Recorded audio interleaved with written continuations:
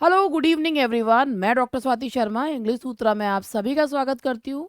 उम्मीद करती हूँ आप सभी बहुत बढ़िया होंगे और अपनी तैयारी को, जब आप कुछ ही दिन रह गए हैं तो अपना फाइनल जो है वो उसकी फाइनल तैयारी के लिए, बिल्कुल फाइनल एग्ज़ाम के लिए बिल्कुल तैयार होंगे। तो साथ में मैं आप लोगों के लिए अगर कुछ चीज़ें ला सकती हूँ तो वो मैं आप लोगों के लिए लेकर आई हूँ, क्योंकि सफलता का सपना तो तभी सच होगा ना जब नकारात्मक लोगों को निकाल दो अपने पास से, धक्का मारो, निकाल दो उनको।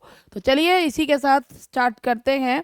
अब बिना टाइम वेस्ट करे और स्टार्ट कर रहे हैं टेस्ट सीरीज का डे 10। और यहाँ पर ये पहले मैंने ग्रामर के क्वेश्चंस ले रखे हैं। आई होप आपको ग्रामर के क्वेश्चंस ये दिख रहे हैं अच्छे से। और पहला क्वेश्चन है आपके स्क्रीन पे, which sentence correctly uses a modal verb to express a past unfulfilled ability.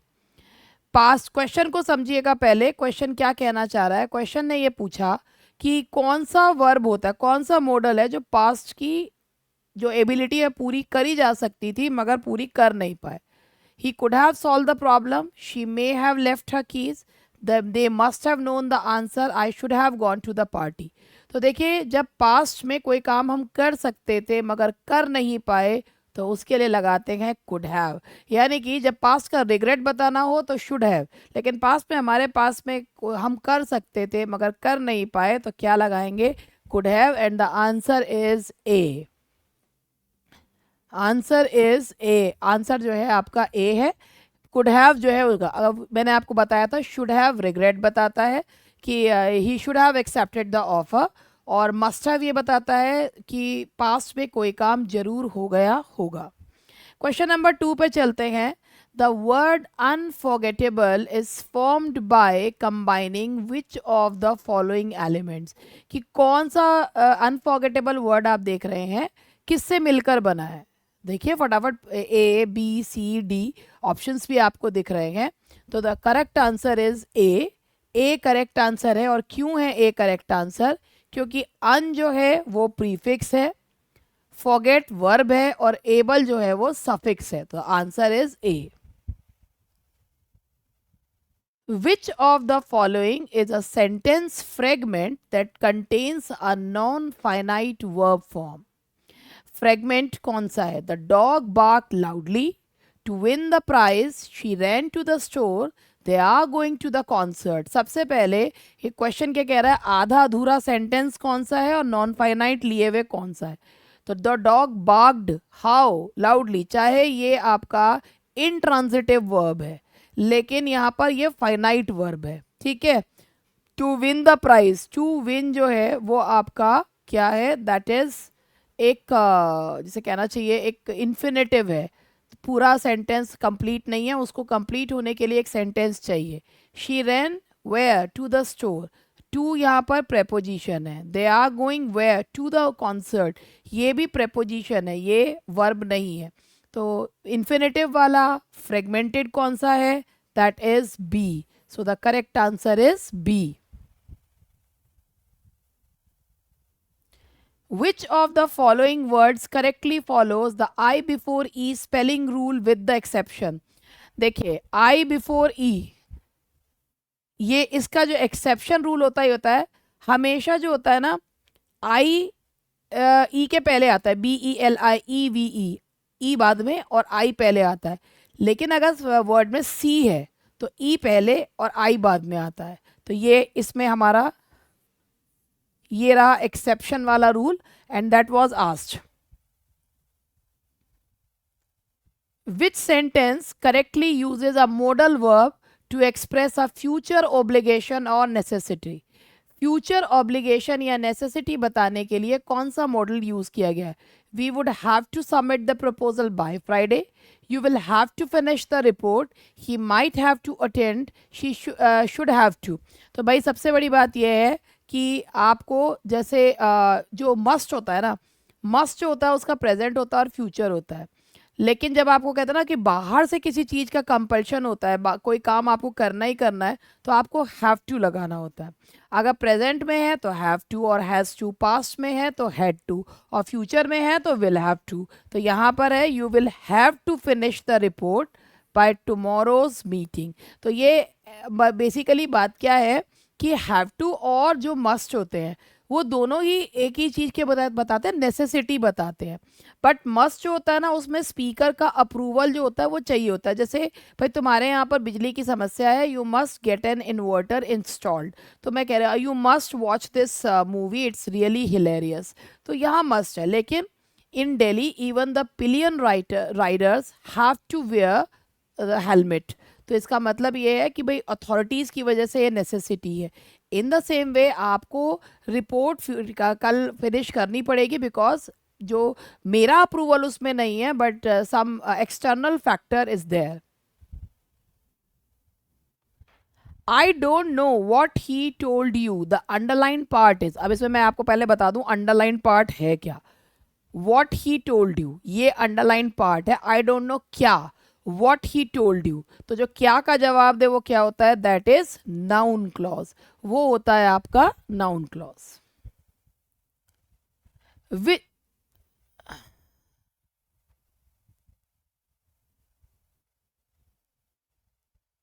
ये सेवेंथ क्वेश्चन है, विच ऑफ द, ये सेवेंथ है, इसको 27 मत देखिएगा, ये सेवेंथ क्वेश्चन है, गलती से 27 हो गया है।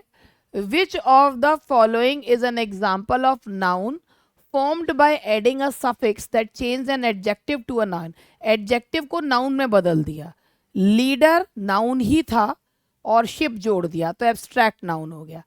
Happy is as an adjective, उसमें नेस जोड़ा तो वो एब्स्ट्रैक्ट नाउन हो गया। गवर्न इज अ वर्ब और उसमें से जो मेंट जोड़ दिया तो नाउन हो गया। डिसाइड इज अ वर्ब, है ना, now he decided, decide is a verb, उसको में जोड़ा तो डिसीजन हो गया। तो यहाँ पर जो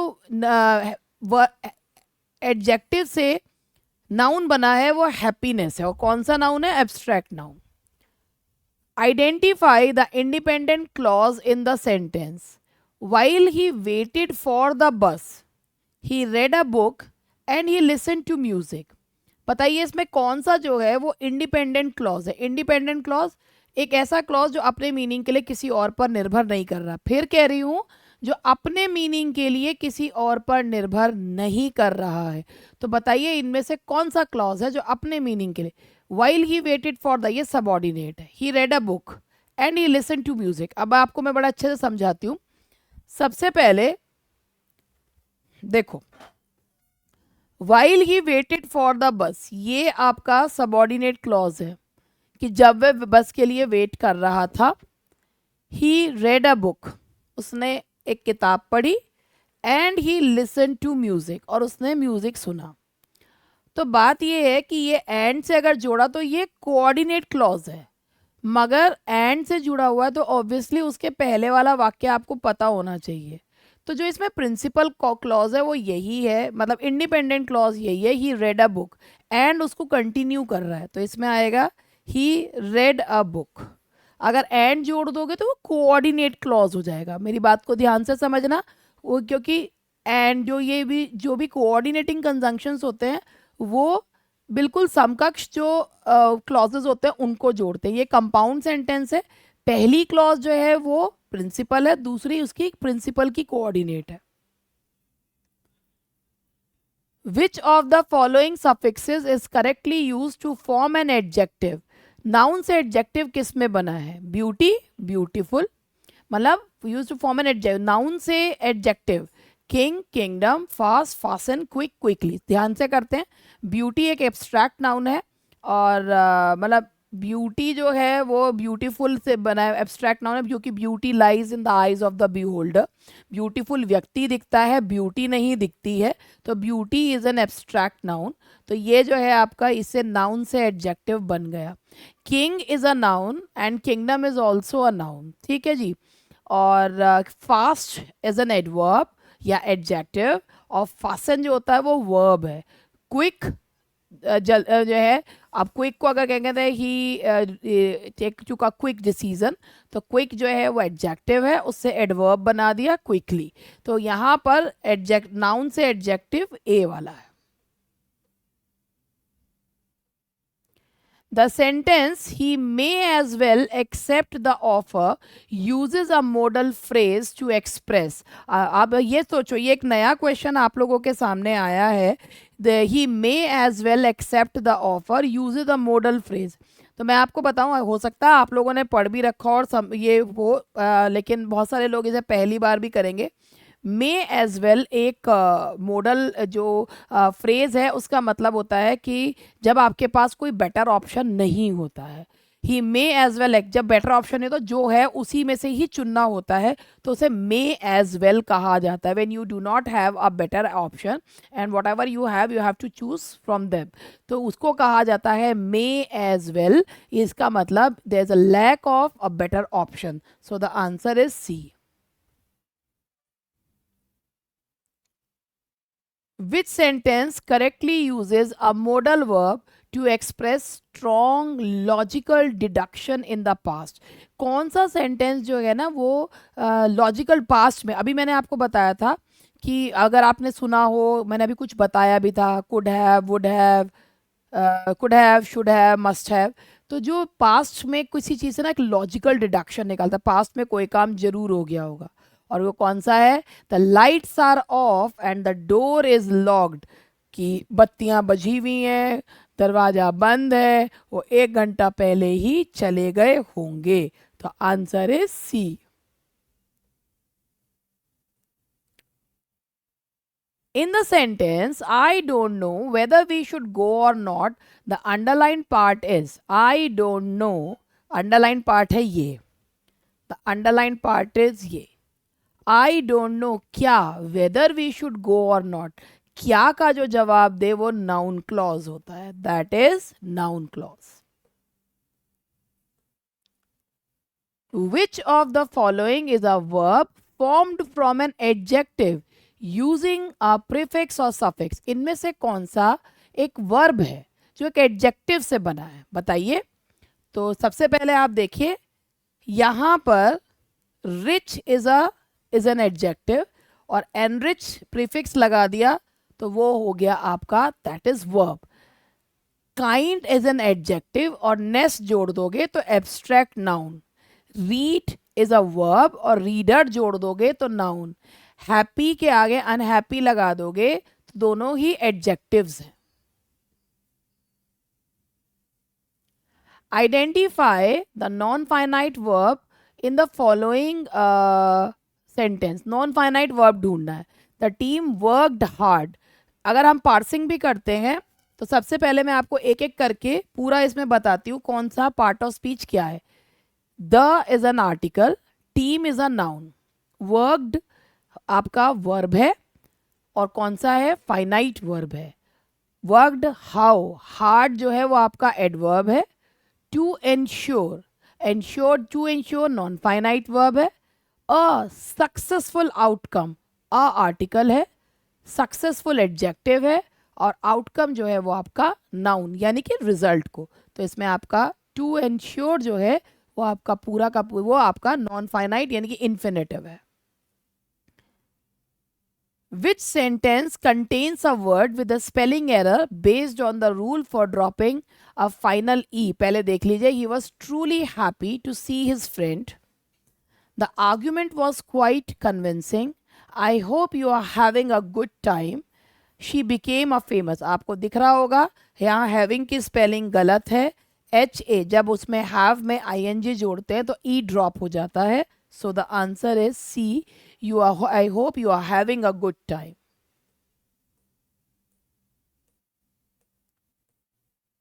Which option contains a dangling participle? Dangling participle का मतलब होता है हर participle का एक subject होता है, जो subject उसके principal clause में दिया होता है. हमें क्या करना होता है? हमेशा subject उठाइए और participle के आगे लगाकर देखिए. यदि वो subject उस पार्टिसिपल के साथ मैच हो जाता है तो डेंगलिंग नहीं है, लेकिन अगर मैच नहीं होता है तो वो डेंगलिंग है. एक एक करके चेक करते हैं. देखिए, सबसे पहले रनिंग क्विकली ये पार्टिसिपल है. द फिनिश लाइन ये सब्जेक्ट है. उठाइए और लगाइए रनिंग के आगे। The finish line running quickly was crossed by the athlete. तो भाई फिनिश लाइन थोड़ी ना भाग रही थी, एथलीट भाग रहा था। अगर ये होता running quickly, the athlete finish, the athlete cross the finish line, तो एथलीट अगर हम पहले लगाते रनिंग क्विकली के तो वो सेंटेंस सही था, मगर ये डेंगलिंग पार्टिसिपल है। ठीक है, तो यहाँ पर यही आंसर है। अभी मैं आपको और भी बता देती हूँ। Tired from the race the athlete fell asleep. देखो ये टायर्ड जो है आपका पार्टिसिपल फ्रेज है, और एथलीट को आपको उठाओ और यहाँ लगाओ, the athlete tired from the race, ये डेंगलिंग नहीं है, ये सब्जेक्ट इसके साथ मैच हो रहा है। हैविंग फिनिश द रिपोर्ट, ये सब्जेक्ट यहाँ पर ही हैविंग फिनिश, सब्जेक्ट मैच हो रहा है। Walking down the street she saw a friend, she walking down the street, सबके सब्जेक्ट्स मैच हो रहे हैं पार्टिसिपल के फ्रेज के साथ, मगर फर्स्ट ए वाले का मैच नहीं कर रहा था, इसीलिए वो डेंगलिंग पार्टिसिपल है। Choose the word with the correct spelling according to common exceptions to all rules. Achieve, conceive, weird, friend.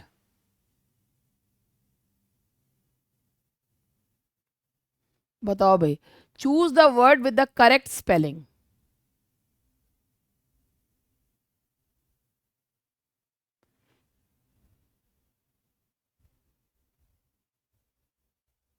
वैसे तो इसमें दो आ रहे हैं, अब क्या करें।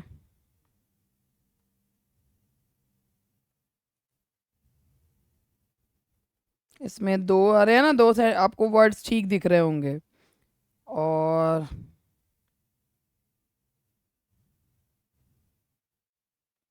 द करेक्ट आंसर इज, वैसे वियर्ड है, आई वाला वही वाला मतलब आई ई के पहले आता है, तो most words with the do not follow the rule. और इसमें मैं एक चीज़ ये देख भी रही थी, ओहो ये ना हमारा क्या हुआ है, ऑटो करेक्ट हो गया है।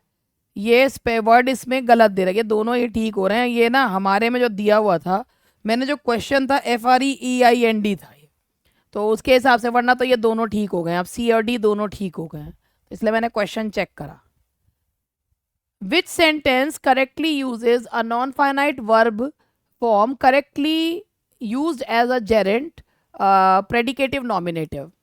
तो पहले क्वेश्चन ही समझ लो क्या है, कि कौन सा जो जेरेंट जो है वो प्रेडिकेट नॉमिनेटिव की तरह यूज हो रहा है। अभी क्या भला है ये मैं आपको बताती हूँ। I was surprised why to hear the news, पहले इसमें इन्फिनेटिव है। The team's main goal is what, team का मेन गोल है विनिंग द चैंपियनशिप। जब भी कभी हेल्पिंग वर्ब्स आते हैं और जो कॉम्प्लीमेंट होता है वो सब्जेक्ट के बारे में ही बताता है, तो उसको क्या कहते हैं भाई, वो वर्ब्स जो होते हैं वो कॉपुलास कहलाते हैं। जब आपका वो जो हिस्सा होता है ना वो ऑब्जेक्ट नहीं होता, कॉम्प्लीमेंट कहलाता है। The team's main goal is, अब यहाँ देख रहे हो विनिंग, ये हो गया जेरेंड, और ये किसके बारे में बात कर रहा है, प्रेडिकेट नॉमिनेटिव। प्रेडिकेट नॉमिनेटिव का मतलब होता है कि जो प्रेडिकेट सब्जेक्ट के बारे में ही बताए, प्रेडिकेट किसके बारे में बताए, सब्जेक्ट के बारे में ही बताए, उसे प्रेडिकेट नॉमिनेटिव कहा जाता है। So the answer is B. Which of the following words is correctly spelled based on the rule for doubling the final consonant? Occurrence, beginning, controlling, referring. देखो भाई, occurrence OCCURRENCE BEGINNING, controlling LLING, बस एक ही सही है, that is D, referring। तो ये है आपका इसका आंसर है, that is referring, REFERRING।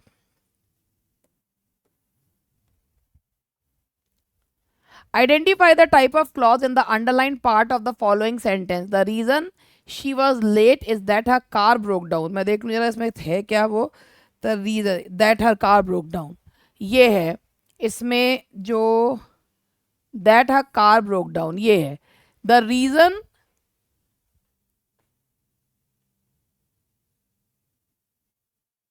she was late is, the reason is that her car broke down. What the reason she was late, the reason why she was, the reason she was late, why that her car broke down, बताइए क्या होना चाहिए इसमें। and the answer is the reason she was late, the reason is क्या, क्या का जवाब दे रहा है, is that her car broke down, तो यहाँ है आपका जो क्या का जवाब दे, दैट इज नाउन क्लॉज। तो भाई मैंने जो है आज कोई ऐड नहीं करा, कुछ नहीं करा। मैंने सिर्फ और सिर्फ इसलिए करा कि भाई ये एक वीडियो किसी तरीके से बन जाए, और उम्मीद करती हूँ कि जल्दी आप लोगों से लाइव मिलूँ। पता नहीं क्या प्रॉब्लम आ रही है, तो मुझे आज ग्रामर के एक बढ़िया से क्वेश्चंस करवाने थे, तो मैंने आप लोगों को ये क्वेश्चंस करवाए। आई होप कि ये क्वेश्चंस आपको अच्छे लगें। इसी तरीके के और क्वेश्चंस लिटरेचर ग्रामर मिक्स करके आप लोगों को करवाऊंगी। That's all for today. मुझे पता है वीडियो आप लोगों से बहुत लंबा नहीं देखा जाता, और वैसे भी इसमें मैंने सिर्फ और सिर्फ पढ़ाया है, और लेकिन जो लाइव होता है उसमें आप भी इंजॉय करते हैं और मैं भी करती हूँ। चलिए, उम्मीद करती हूँ कि जल्दी लाइव मिलेंगे। बाय बाय, और तैयारी अच्छे से करते रहिए।